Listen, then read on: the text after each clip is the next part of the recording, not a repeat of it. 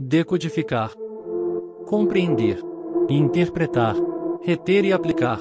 Aqui, bem-vindo ao canal Mental Impulse. Para apoiar o canal, não esqueça de inscrever-se, curtir, comentar e compartilhar. Demonstre sua gratidão às pessoas que colaboram para seu desenvolvimento. Aviso: este vídeo contém ativadores sonoros e visuais que auxiliam na compreensão, foco e mentalização das informações. Lei 4. Diga sempre menos do que o necessário. Julgamento.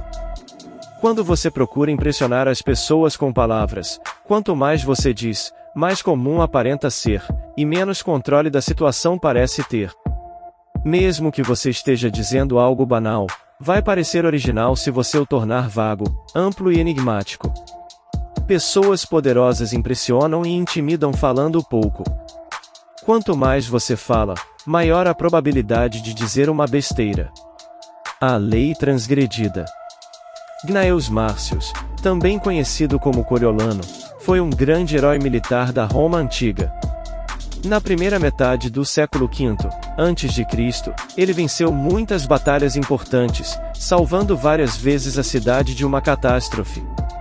Como passava a maior parte do tempo nos campos de batalha, poucos romanos o conheciam pessoalmente, o que o tornava, portanto, uma espécie de figura lendária.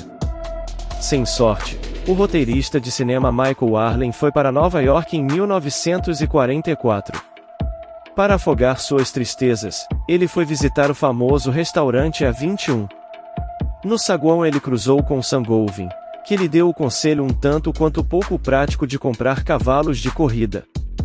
No bar, Arlen encontrou Louis B. Mayer, velho conhecido, que lhe perguntou sobre seus planos para o futuro. Acabei de falar com Sangovin, começou Arlen. Quanto ele lhe ofereceu? Interrompeu Mayer. Não o bastante, respondeu ele evasivo. Aceitaria 15 mil para trabalhar 30 semanas? Perguntou Mayer. Não houve hesitação, desta vez. Sim, disse Arlen. Deliro. Brown Book of Anecdotes. Clifton Fadima, ed. 1985. Em 454 a.C., Coriolano decidiu que era hora de explorar a sua reputação e entrar para a política. Concorreu às eleições para o alto posto de cônsul. Tradicionalmente, os candidatos a este cargo faziam um discurso público no início da disputa e a primeira coisa que Coriolano fez, ao aparecer diante do povo, foi exibir as dezenas de cicatrizes acumuladas durante 17 anos de lutas por Roma. Poucos na multidão realmente ouviram o longo discurso que se seguiu. Aquelas cicatrizes, provas de valor e patriotismo, comoveu o povo até as lágrimas. A eleição de Coriolano parecia certa. No dia da votação, entretanto, Coriolano entrou no fórum escoltado por todo o Senado e pelos patrícios, pela aristocracia. Os plebeus que assistiram a isso ficaram incomodados com a bombástica demonstração de segurança num dia de eleição. E aí Coriolano falou de novo, dirigindo-se principalmente aos cidadãos ricos que o acompanhavam. Suas palavras foram arrogantes e insolentes. Afirmando a certeza da vitória na eleição, ele se vangloriou das suas proezas nos campos de batalha, fez piadas impertinentes que agradaram apenas aos patrícios, pronunciou acusações iradas contra seus adversários e especulou sobre as riquezas que traria para Roma.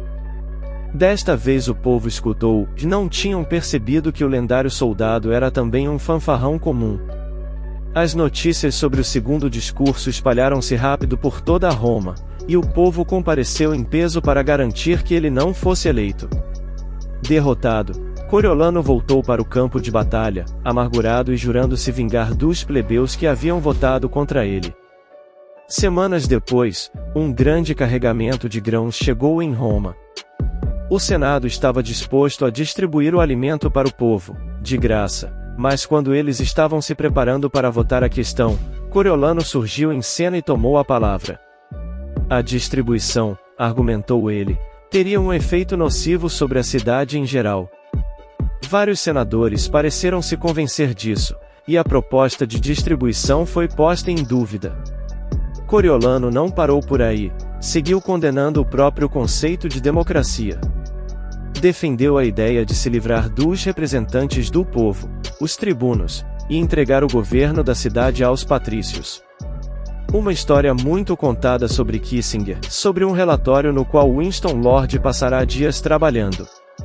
Depois de entregá-lo a Kissinger, Lord recebeu-o de volta com a anotação: "É o melhor que você pode fazer?" Lord redigiu tudo de novo e, finalmente, reapresentou o relatório. Lá voltou ele com a mesma breve pergunta. Depois de redigi-lo mais uma vez, e mais uma vez ler a mesma pergunta de Kissinger, Lord retrucou: "Diabos, é sim, é o melhor que eu posso fazer." Ao que Kissinger respondeu: "Ótimo, acho que desta vez vou ler." Kissinger, Walter Isaacson, 1992. Quando as palavras do último discurso de Coriolano chegaram aos ouvidos do povo, a sua ira não teve limites. Os tribunos foram enviados ao Senado para exigir que Coriolano se apresentasse diante deles. Coriolano recusou. Rebeliões estouraram por toda a cidade. O Senado, temendo a ira do povo, finalmente votou a favor da distribuição dos grãos. Os tribunos se tranquilizaram, mas o povo continuou exigindo que Coriolano falasse com eles e pedisse desculpas. Se ele se arrependesse, e concordasse em guardar para si mesmo as suas opiniões, teria permissão para voltar ao campo de batalha. Coriolano se apresentou mais uma vez diante do povo, que o escutou em extasiado silêncio. Ele começou devagar e suave, mas, conforme o discurso prosseguia, foi ficando cada vez mais grosseiro. E novamente lá estava ele insultando com veemência. Seu tom era arrogante, sua expressão desdenhosa. Quanto mais ele falava, mais o povo se zangava. Finalmente, gritaram tanto que ele teve de se calar. Os tribunos conferenciaram, condenaram Coriolano à morte e ordenaram que os magistrados o levassem imediatamente ao alto da rocha Tarpeia e o jogassem lá de cima. A multidão encantada apoiou a decisão. Os patrícios, entretanto, conseguiram intervir e a sentença foi transformada em degredo perpétuo. Quando o povo soube que o grande herói militar de Roma nunca mais voltaria à cidade, saiu comemorando pelas ruas. Na verdade, ninguém jamais viu comemoração semelhante, nem mesmo depois da derrota de um inimigo estrangeiro. Interpretação. Antes de entrar para a política, o nome de Coriolano evocava respeito. Seus feitos nos campos de batalha o mostravam como um homem de grande bravura. Como ele era pouco conhecido pelos cidadãos de Roma, lendas de todos os tipos foram sendo acrescentadas ao seu nome. Mas assim que ele apareceu diante dos cidadãos romanos, manifestando suas opiniões, toda essa grandeza e mistério se foi. Ele se gabava e esbravejava como um soldado comum. Insultava e injuriava o povo, como se sentisse ameaçado e inseguro. De repente, ele não era aquilo que o povo imaginava. A discrepância entre a lenda e a realidade foi uma decepção muito grande para os que gostariam de acreditar nele como um herói. Quanto mais Coriolano falava, menos poderoso parecia. A pessoa que não consegue controlar suas palavras mostra que não tem controle sobre si mesma, e não merece respeito. O rei, Luís XIV, guarda o mais impenetrável sigilo sobre questões de Estado. Os ministros participam das reuniões de conselho, mas ele só lhes confessa seus planos depois de muito refletir e chegar a uma decisão definitiva. Gostaria que vocês vissem o rei. Sua expressão é inescrutável, seus olhos, como os de uma raposa. Jamais discute questões de Estado com seus ministros em conselho. Quando fala com as pessoas da corte, refere-se apenas às suas respectivas prerrogativas ou deveres. Até a sua frase mais banal soa como um oráculo. Primi Visconti, citado em Louis XIV, Louis Bergan, 1928. Se Coriolano tivesse falado menos, as pessoas não teriam tido motivo para se ofender, jamais teriam conhecido os seus verdadeiros sentimentos. Ele teria conservado a sua aura poderosa, teria certamente sido eleito cônsul e realizado seus objetivos antidemocráticos. Mas a língua humana é um animal selvagem que poucos conseguem dominar. Está sempre se esforçando para sair da jaula e, se não for domesticado, vira uma fera e vai lhe dar problemas. Não acumula poder quem joga fora a riqueza das suas palavras. A ostra se abre totalmente na lua cheia. Quando o caranguejo a vê, joga uma pedrinha ou alga marinha, ela não pode mais se fechar e serve de alimento para ele. Tal é o destino de quem abre demais a boca e se coloca, portanto, à mercê do seu ouvinte. Leonardo da Vinci, de 1452 a 1519. A lei observada. Na corte do rei Luís XIV, nobres e ministros passavam dias e noites discutindo questões de Estado. Conferenciavam, discutiam, faziam e desfaziam alianças, e discutiam de novo, até que finalmente chegava o momento crítico, e dois eram escolhidos para representar os diferentes lados do problema para Luís, que era quem ia decidir o que fazer. Depois que estas pessoas eram escolhidas, todos discutiriam mais um pouco, como falar. O que agradaria a Luís, o que o aborreceria. Em que hora do dia os representantes deveriam procurá-lo, e em que parte do palácio de Versalhes. Que expressão teriam em seus rostos? As palavras irreverentes de um súdito com frequência lançam raízes mais profundas do que a lembrança de maus atos. O falecido conde de Essex disse à rainha Elizabeth que suas condições eram tão enviesadas quanto a sua carcaça, mas isso lhe custou a cabeça, o que a sua insurreição não lhe teria custado, não fosse esse discurso. Sir Walter Raleigh, de 1554 a 1618. E aí, depois de tudo definido, era a hora crítica. Os dois homens se aproximavam de Luís, sempre um problema delicado, e, quando, finalmente, conseguiam a sua atenção, falavam sobre o que tinham discutido, explicando as opções em detalhes. Luís escutava em silêncio, uma expressão enigmática no rosto. No final, quando os dois terminavam as suas apresentações e lhe pediam a sua opinião, o rei olhava para eles e dizia, verei. E se afastava. Os ministros e cortesãos não ouviam mais nenhuma palavra do rei sobre o assunto, simplesmente viam o resultado, semanas depois, quando ele tomava uma decisão e agia. Ele não se preocupava em consultá-los de novo. Interpretação. Luís XIV era um homem de pouquíssimas palavras. Sua observação mais famosa é a Elietata. Se a moi, o Estado sou eu, a nada poderia ser mais enérgico e, no entanto, mais eloquente. Seu infame haveria era uma das várias frases extremamente curtas que ele usava para todos os tipos de solicitação. Luís nem sempre foi assim, quando jovem era conhecido por falar muito, encantado com a própria eloquência. Posteriormente, ele mesmo se impôs essa taciturnidade, uma representação, a máscara que ele usava para deixar em suspenso todos que estavam abaixo dele. Ninguém sabia exatamente o que ele pensava, ou seria capaz de prever as suas reações. Ninguém podia tentar enganá-lo, dizendo que achavam que ele desejava ouvir, porque ninguém sabia o que ele desejava ouvir. Enquanto falavam e falavam para o silencioso Luís, revelavam cada vez mais sobre si mesmos, informações que ele mais tarde usaria contra eles com grande proveito. No final, o silêncio de Luís mantinha as pessoas ao seu redor aterrorizadas e sob o seu domínio. Como Saint-Simon escreveu, ninguém como ele sabia vender suas palavras, seus sorrisos, até seus olhares. Tudo nele era valioso porque ele criava diferenças, e sua majestade se acentuava com a escassez de suas palavras. Para um ministro, é ainda mais prejudicial dizer tolices do que cometê-las. Cardeal de Retz, de 1613 a 1679. As chaves do poder. O poder é de várias maneiras um jogo de aparências, e, quando você diz menos do que o necessário, inevitavelmente parecerá maior e mais poderoso do que é. O seu silêncio deixará as outras pessoas pouco à vontade. Os seres humanos são máquinas de interpretar e explicar, precisam saber o que o outro está pensando. Se você controla cuidadosamente o que revela, eles não conseguirão penetrar nas suas intenções ou nos seus pensamentos.